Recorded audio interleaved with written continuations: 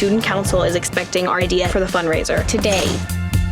Kissing Booth! Netflix as a service has brought forth all sorts of movies and TV shows for people to enjoy, which has been proven to work as they've now crossed over 200 million subscribers. And while it's true that you'll find great action films, comedy shows, and cartoons, but for those who prefer rom-coms, especially teenage rom-coms, you might have heard of a series called Kissing Booth. 2 films in this line have released on Netflix, and there is a third coming. So, if you're a fan of the show, what should be in your mind as the next movie looms? Allow us to show you 9 things to expect in the Kissing Booth 3. Be sure to like the video and subscribe to the channel. Number 9, this will be the last film. There are a bunch of questions that one can ask about Kissing Booth 3 in terms of plot, characters, and so on, and we'll be getting to them throughout this video. But one thing you should absolutely expect from this next movie is that it's the end of the line for this franchise on Netflix. That's because the third film in the popular teen rom-com franchise will also be the last installment in the series, with Netflix confirming that when they did a preview of everything they have coming out in 2021.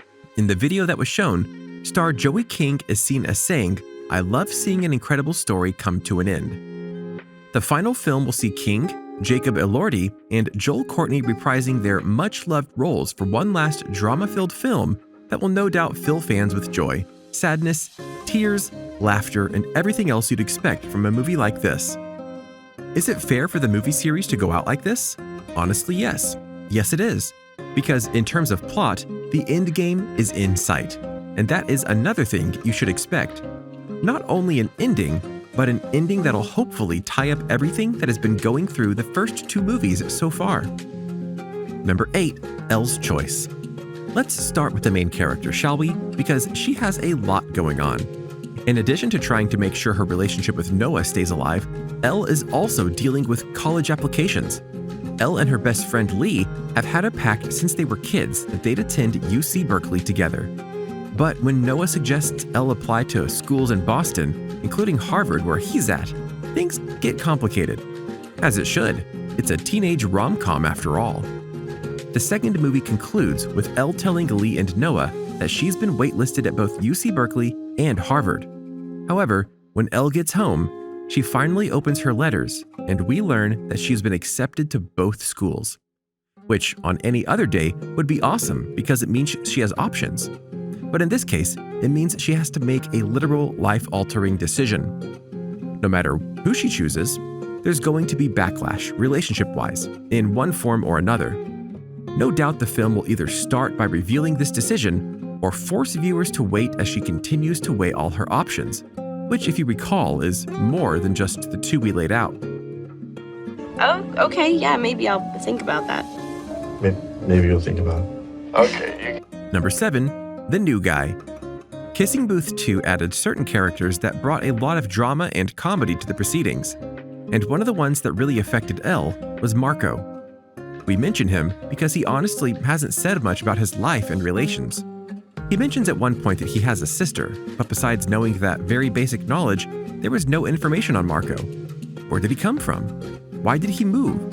Who is his family? We might have a chance to learn more about him in the third movie, which might put an interesting spin on what happens with Elle and others. If something is brought up that could sway Elle to spend more time with him, you never know. Elle. Shoes untied. Number 6, the relationship. At the heart of the Kissing Booth franchise is the relationship between Elle and Noah Flynn, her best friend's older brother and her dream boyfriend. While things have always been complicated for these two, they got a whole lot harder when their relationship turned into a long-distance one. Though Elle and Noah did end up together at the end of the sequel, fans are curious as to what's going to happen to them in the third movie, especially given the drama coming around the decision she has to make. Because if she chooses Noah, she'll be closer to him and make things work. But if things fail, she's stuck near him and she'll have betrayed Lee in her own way. Or if she chooses Lee, there's no way they'll make it work long distance, and both of them might regret the lengths they went to try and make it work the first time around. That being said, there might be more ways this could work out than we realize, including her choosing Lee and Noah leaving Harvard and joining them, so they could all be together. Or maybe there's another path. With these movies, there's always options. Number 5, ex relationships. Talk to me, what's up? If you want to talk to someone, just check your phone. The second movie not only introduced a new love interest for Elle, but what seems to be one for Noah as well. Chloe arrived and made Elle question what is going on between the two. But Noah claims they are just really good friends. Yeah, right. Throughout the movie, there were many signs that made us think that both Noah and Chloe might like each other more than they are leading on. Will this cause even more issues between Elle and Noah in the future? Will Elle trust that Noah is telling the truth? She did seem to believe Chloe by the end, but these things rarely go as simple as we'd like them to. It's unclear how much of a role Chloe will play in the third film, or if she'll be in it at all. But given the prominence she had in the second film, if the location stays the same for at least a little while, things may evolve. Not unlike a certain other relationship. Number 4, Marco's influence.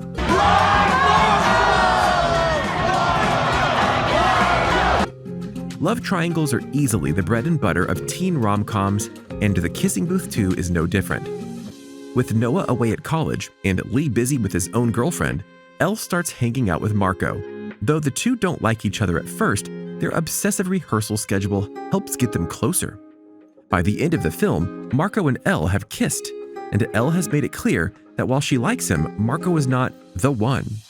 Marco doesn't seem like the type to give up though, and as noted earlier, with her decision weighing on her mind, perhaps she might choose the third path and see if that brings her peace more than choosing between the other men in her life. Number 3, the best friends relationship. Oh. I hope you like what you see. Elle's best friend Lee has some drama of his own going into The Kissing Booth 2. After being accused by his girlfriend Rachel of choosing Elle over her, in typical rom-com style, Lee tries to make up for it to Rachel. Eventually, the two do get back together and Rachel hashes out her issues with Elle. While it's true these two do make a good and true couple, fans are worried that Rachel is never going to be okay with Lee's friendship with Elle, which is sad when you think about it. So you can definitely expect the third movie to play into this in one form or another. Number 2, the best friend. Thus far, Elle and Lee have stood the test of time and managed to overcome every obstacle thrown in their way, but going to college will be a big change for these two, especially if Elle decides to go to Harvard instead of UC Berkeley. After all, it would be the first time the two have been apart. They made the promise to each other going to UC Berkeley together, and that was fine until Noah happened. Things will be difficult for Lee in one form or another, no matter what Elle chooses. But how she goes about things might just affect Lee more than if she chooses Noah. All right, Tuppen isn't worth it. You're way too good for him. Number 1, the family. The first 2 movies gave viewers a little look into Elle's family, her home life, and who was important to her. One of the most important things we know about Elle is that her mother and Mrs. Flynn are the reason why her and Lee are best friends in the first place. We also know that Elle's mom died of cancer a few years back. As we got to see in both movies, Mrs. Flynn kind of takes over that motherly role for Elle, but we don't really get to see Elle interact with her actual family all that much.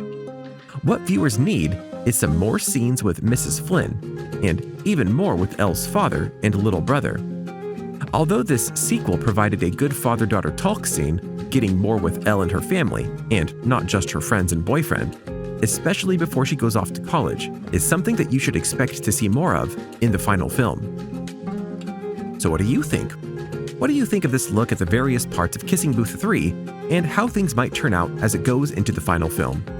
What do you personally hope will happen with Elle and the choices she has to make? Do you personally have an ending you hope she partakes in? Or are you just going to wait and hope that things will go well for her? Let us know in the comments below. Be sure to subscribe, and we'll see you next time on the channel.